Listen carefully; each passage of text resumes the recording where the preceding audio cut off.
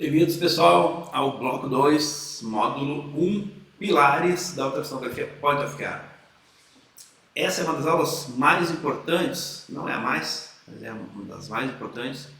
Eu vou dar uma introdução para vocês do que são esses pilares e da relevância desses pilares, de entender cada um deles. Quando a gente vai atender um paciente em parada cardiorrespiratória, um paciente em choque, um paciente instável ou cujo diagnóstico está sombrio na sala de emergência e no APH. Então, pessoal, se preparem porque essa aula ela não é longa, mas ela é bastante densa e a gente vai gradativamente aprofundando o nosso conteúdo, ok? Vamos lá então. Então tá, pilares da ultrassonografia Point of Care, introdução aos pilares da ultrassonografia Point of Care. O que são estes tais pilares, pessoal?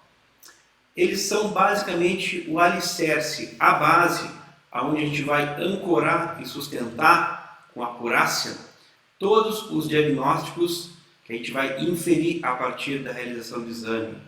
Todas as condutas que a gente vai tomar a partir da realização do exame Point of Care. E em cima das imagens que a gente vai gerar.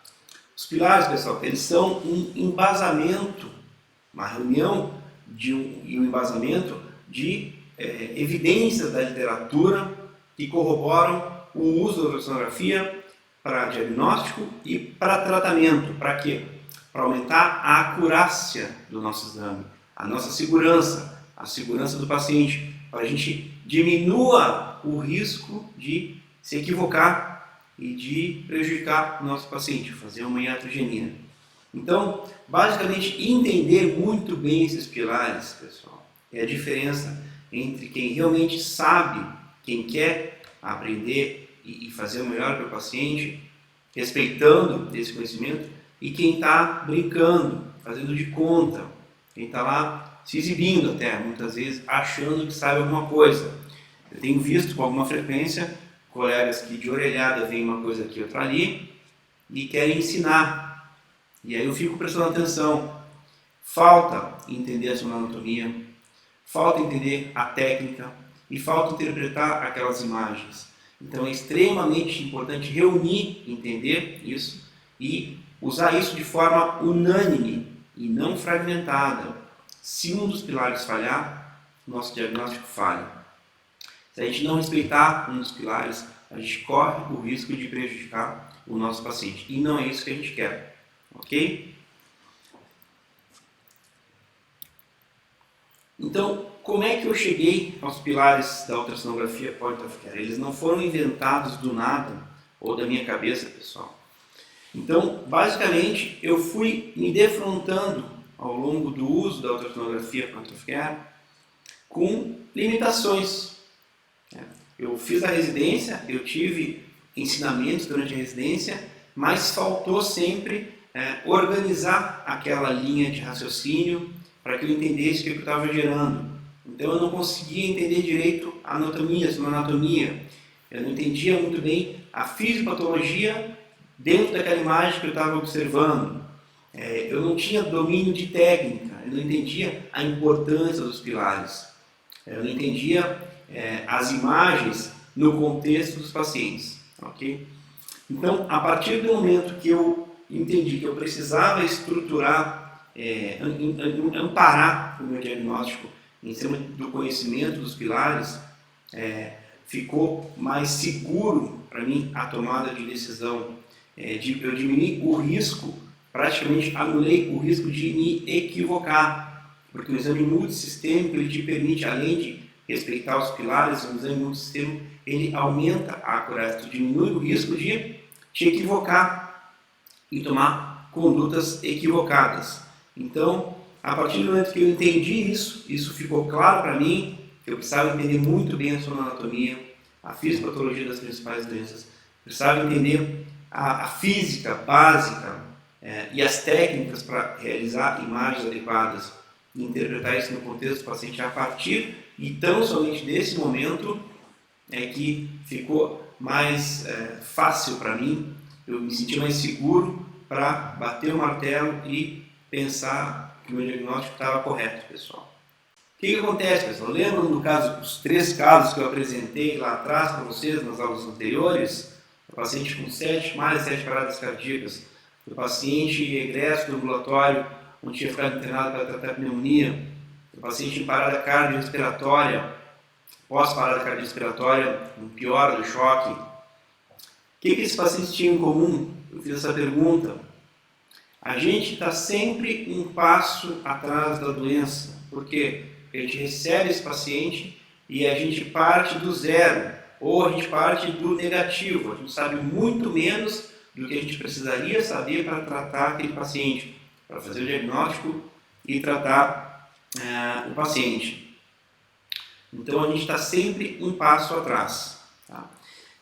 Essa também é a importância de conhecer os pilares. A gente, a partir desse momento, a gente consegue mudar a ordem das coisas. Vocês vão ver. Então, conhecer esses pilares me permitiu, em 14 minutos, fazer o diagnóstico etiológico da parada cardíaca daquela paciente de 42 anos. Me permitiu, em 58 segundos, fazer o diagnóstico rápido, acurado e seguro daquele paciente com choque séptico pulmonar, que não era nada disso. E em 14 segundos, fazer o diagnóstico etiológico da piora do choque daquele paciente pós-parada cardiorrespiratória. Entender esses pilares e usar o protocolo me permitiu fazer isso, pessoal. Se permitiu para mim, permite para vocês também. Eu não sou nenhum ser da além, eu não tenho poderes extras. Eu respeito os protocolos, eu respeito os pilares e eu sigo o protocolo. E esses diagnósticos foram feitos e foram documentados. 14 minutos, 58 segundos e 14 segundos. E com isso a gente fez o quê? Mudou desfecho desses pacientes, pessoal. A gente passa com a ultrassonografia point of care a estar um passo à frente da doença, a tomar decisões, antecipar decisões e mudar o desfecho daquele paciente. Algo que até então, antes da ultrassonografia point of care, era praticamente impossível. Então, a relevância é essa de entender os pilares, diminuir dúvidas, diminuir incertezas, diminuir insegurança, angústia, equívocos, atraso para a tomada de condutas que são muito importantes, que vão mudar e vão impactar diretamente no desfecho daquele paciente. A relevância da ultrassonografia diminui todos esses fatores negativos e aumenta a acurácia e a sensibilidade do nosso exame. O diagnóstico em tempo real feito à beira-leito, ele ganha mais segurança, ele fica mais acurado. A gente tem mais confiança para tomar conduta, porque a gente está usando o nosso melhor sentido, que é a visão. A gente tem precisão daquilo que a gente está fazendo.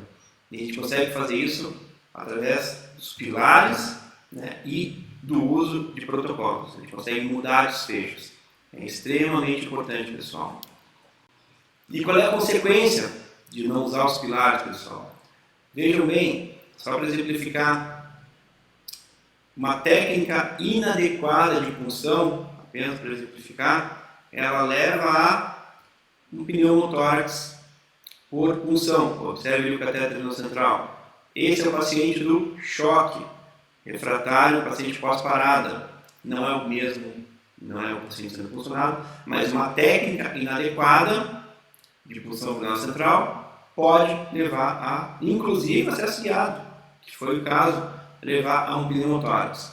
Então, feito o diagnóstico de pneumotórax, lembra, 14 segundos, a gente consegue identificar a patologia e mudar. Mas para isso eu preciso entender a sua anatomia, onde é que eu vou examinar esse paciente, como que eu vou examinar esse paciente, como que é a fisiopatologia vista a ultrassom do pneumotórax, como é que eu ajusto a imagem, qual a técnica para realizar um exame pulmonar que me permita identificar, o que a gente vai identificar então, e o contexto clínico, como que vai estar um paciente com um pneumotórax, principalmente hipertensivo, como era o caso desse paciente.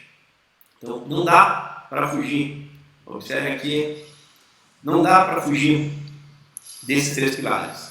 Então, pneumotórax extremamente hipertensivo, grande volume de ar, compressão e deslocamento das estruturas intestinais para o lado contralateral. Ok, pessoal? Não dá para fugir dos pilares, não tem como. Outra consequência de a gente não usar os pilares, trabalhos de 2018 trouxeram informação alarmante, pessoal. Durante o atendimento da parada cardiorrespiratória, sem tradicional, sem uso de ultrassom, a duração média para a checagem de pulso, ou seja, sem compressão, era de 13 segundos, variando de 12 a 15. Usando o ultrassom no atendimento da parada cardiorrespiratória, esse tempo sem compressão para checagem de pulso, na verdade, para realização de janelas, chegou a 21 segundos, podendo chegar a 24, de 18 a 24 a variação. Intervalo de confiança de 95%. Então, isso é extremamente significativo, como a ultrassonografia prejudica o paciente quando ela é feita de forma equivocada, sem vazamento, sem estritar os pilares, 21 segundos sem compressão. A gente não pode tolerar isso aí. Se é para fazer dessa forma, é melhor não fazer. Então, outro dado importante, vocês vão ter acesso ao Linux Protocol. Vocês e somente vocês, os alunos do curso FCLS, que é de ultrassonografia focada no PCR, vão ter acesso ao Linux Protocol. Então, outra consequência de a gente não usar a ultrassonografia respeitando os pilares, é a gente se equivocar com alterações morfofisiológicas, por exemplo, de um paciente que tem uma doença crônica e aquela alteração morfofisiológica do paciente com doença aguda. Trocar uma coisa pela outra, não entender o contexto e, como é o caso aqui, trombolizar, às vezes, um paciente que tem uma outra doença que cursa com alterações morfofisiológicas semelhantes àquela doença que a gente está pensando. Então, é extremamente importante a gente entender o primeiro, o segundo e o terceiro pilar. E nós vamos entrar em cada um desses pilares, não se preocupem. Mas eu preciso que vocês entendam, respeitem a sua anatomia, entendam a sua anatomia. A gente vai estudar a fisiopatologia, a gente vai estudar princípios físicos para cada um dos usos da ultrassonografia e a técnica de realização do exame. E vai aprender a interpretar o contexto clínico do paciente. Ok, pessoal? Então, para que nosso diagnóstico seja acurado, rápido e seguro, foi o que a gente fez no Fox Project Brasil. Vamos entender a sua anatomia, a fisiopatologia, a gente vai estudar os princípios físicos e técnicas e vai aprender a interpretar no contexto clínico do paciente as imagens geradas pelo ultrassom. Muito bem, pessoal. Está finalizando essa aula aqui. Ok, pessoal, a gente finaliza essa aula e a gente se vê na próxima aula. A gente vai entrar no primeiro pilar da ultrassonografia point of care. Forte abraço e a gente se vê lá.